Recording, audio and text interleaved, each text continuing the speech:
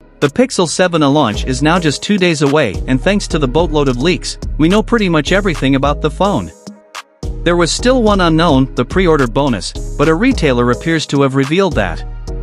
So hey everyone, I am Ayush, and if you are new here, don't be shy, do subscribe now.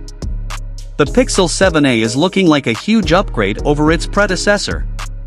In fact, it has apparently gotten so good that Google fears that it may overshadow its flagships, and this may force the company to discontinue the A series. The phone will have the same general design as the recent Pixel phones and could pack the flagship Tensor G2 chipset. It is also expected to feature new cameras, a 90Hz screen, face unlock, and support for wireless charging.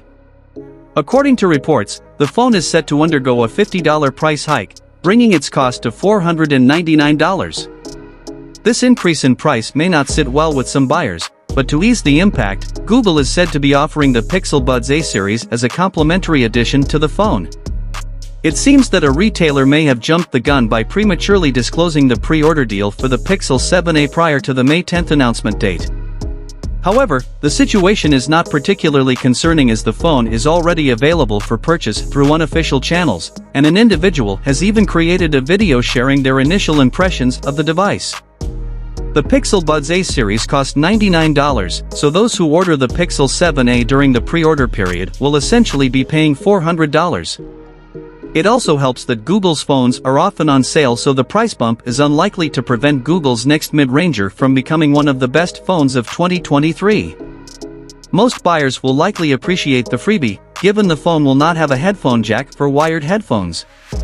This deal is for France, and it's possible that Google has some other freebie planned for other markets. The phone will reportedly hit the shelves on May 11th, a day after the Google I/O conference, where it will be unveiled alongside the Pixel Fold and Pixel Tablet. Finally, what are your thoughts about it? Do let us know in the comments section. Hope you liked and subscribed to this channel. I will see you in next one.